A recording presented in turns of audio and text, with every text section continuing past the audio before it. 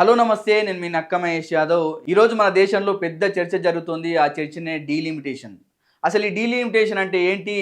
దీనివల్ల దక్షిణ భారత రాష్ట్రాలకు జరుగుతున్నటువంటి న్యాయం ఏంటి, అన్యాయం ఏంటి? ఇవాళ మనం ఈ విషయాన్ని సాధారణ ప్రజలకు అర్థమయ్యే విధంగా సంఖ్యలతో, ఉదాహరణలతో స్పష్టంగా తెలుసుకునే ప్రయత్నం చేద్దాం.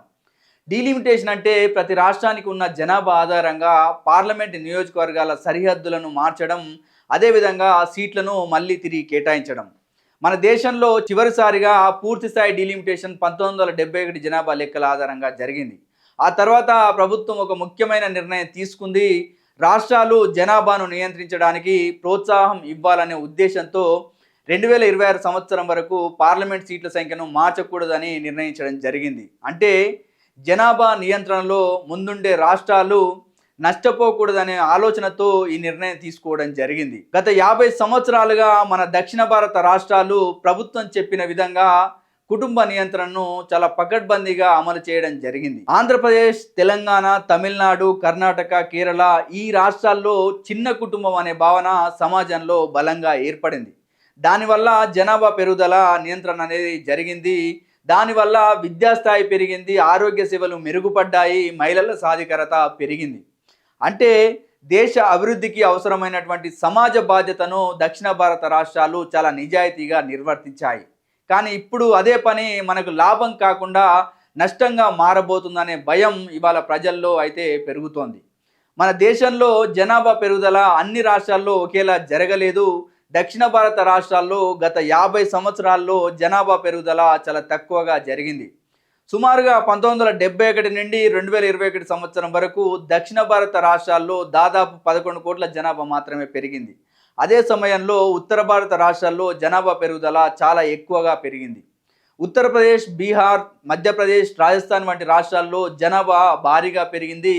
ఈ ప్రాంతాల్లో మాత్రమే 11 కోట్లకు పైగా జనాభా పెరిగింది. అంటే దక్షిణ భారత రాష్ట్రాలు మొత్తం పెరిగినంత జనాభా ఒక్క ఉత్తరప్రదేశ్ రాష్ట్రంలోనే పెరిగింది. ఇప్పుడు ప్రశ్న ఏంటంటే ఈ జనాభా తేడా వల్ల డీలిమిటేషన్లో ఏం జరుగుతోంది?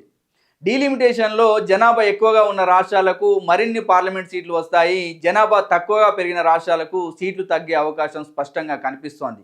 అంటే జనాభాను నియంత్రించిన రాష్ట్రాలు ప్రాతినిధ్యం కోల్పోబోతున్నాయి.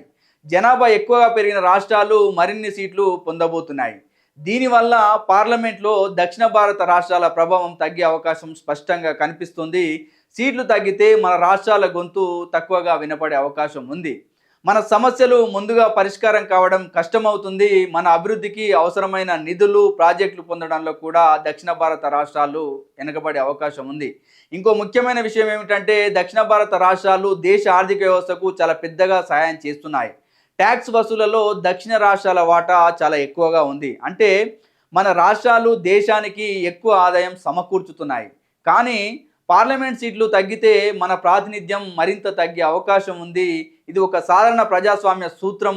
ఎవరికి ఎక్కువ సీట్లు ఉంటాయో వారికి ఎక్కువ నిర్ణయాధికారం ఉంటుంది.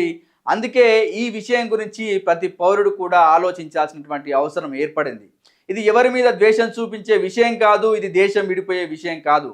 ఇది సమాన న్యాయం గురించి ప్రశ్న, మన తెలుగు రాష్ట్రాల ఆత్మగౌరవం గురించి ప్రశ్న, మన దక్షిణ భారత రాష్ట్రాల గురించి ప్రశ్న.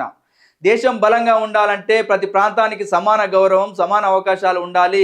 ఒక ప్రాంతం అభివృద్ధి చెందడం, మరొక ప్రాంతం నష్టపోవడం దేశానికి మంచిది కాదు. దేశ సమగ్రత అంటే అందరూ కలిసి ముందుకు వెళ్ళడం.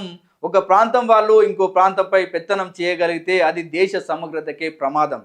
దక్షిణ భారత పౌరులుగా మనమందరం కూడా ఆలోచించాల్సినటువంటి సమయం వచ్చింది. ఇప్పుడు గనక మనం మౌనంగా ఉంటే చరిత్ర మనల్ని క్షమించదు. కాబట్టి దక్షిణ భారత రాష్ట్రాలకు న్యాయం జరగాల్సినటువంటి అవసరం ఉంది. కాబట్టి ఇలాంటి అప్డేట్స్తో మీ ముందుకు వచ్చే ప్రయత్నం చేస్తాను. కాబట్టి చూస్తూనే ఉండండి యాదవ్ విజన్ ఛానల్.